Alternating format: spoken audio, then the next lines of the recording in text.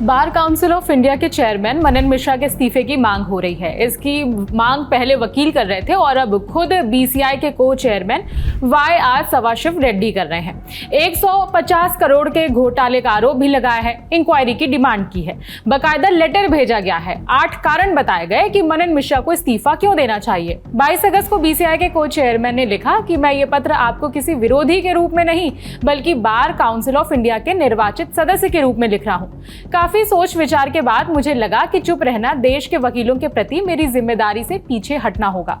BCI किसी एक व्यक्ति की निजी संस्था नहीं है, ये एक वैधानिक संस्था है जिसमें लाखों वकीलों का पैसा है।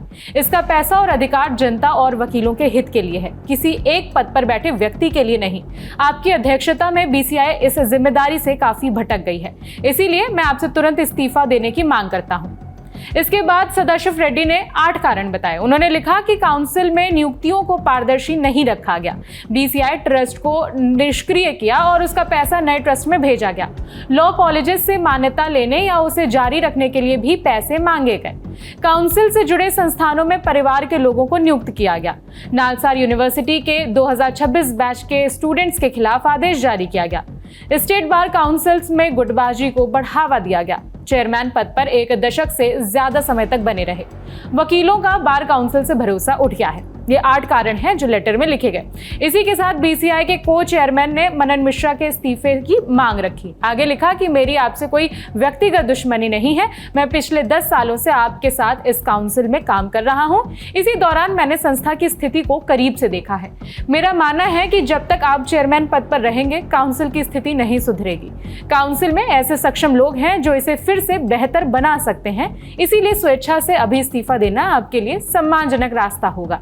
देश के वकील बेहतर व्यवस्था के हकदार हैं, मैं आपसे उन्हें ये मौका देने की अपील करता हूं। आपकी जानकारी के लिए बता दें कि हाल में मनन मिश्रा नालसार यूनिवर्सिटी के खिलाफ अपने बयान की वजह से आए थे। इसके लिए उन्हें सीजेआई सूर्यकांत से डांट भी पड़ी थी। हुआ कुछ यूं था कि यूनिवर्सिटी के कॉन्वोकेशन में सीजेआई सूर्यकांत को बतौर चीफ गेस्ट बुलाने पर बात चल रही थी, लेकिन कई स्टूडेंट्स इसके खिलाफ थे। स्टूडेंट्स सीजेआई सूर्यकांत के उस बयान से नाराज हैं जिसमें उन्होंने बेरोजगारों को कॉकरोच कहा था। इसी नाराजगी के चलते कुछ स्टूडेंट्स ने कहा कि वो सीजेआई के हाथों डिग्री नहीं लेंगे और इस पर दोबारा विचार किया जाए।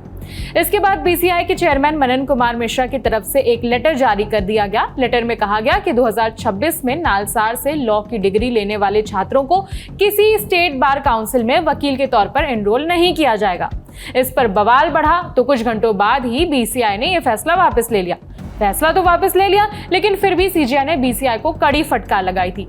बार एंड बेंच की रिपोर्ट के मुताबिक 14 अगस्त को बीसीआई पर सीजेआई ने कहा था कि ये छात्रों और मेरे बीच की बातचीत है। वो यानी बीसीआई मुद्दा उठाने वाले कौन होते हैं? अगर वो यानी स्टूडेंट्स गलत हैं तो भी उन्हें विरोध करने का अधिकार है। बीसीआई का इसमें कोई दखल नहीं होना चाहिए। इसके बाद मनन मिश्रा ने छात्रों से माफी भी मांगी थी। नालसार वाले केस के बाद मनन मिश्रा का विरोध और तेज हो गया और अब बीसीआई के को चेयरमैन उनसे इस्तीफे की मांग कर रहे हैं। मामले पर आपकी क्या राय है? कमेंट करके बता सकते हैं। जो भी अपडेट होगा आप तक पहुंचाएंगे। मेरा नाम है विभावरी, देखते रहिए दी लेलन टॉप।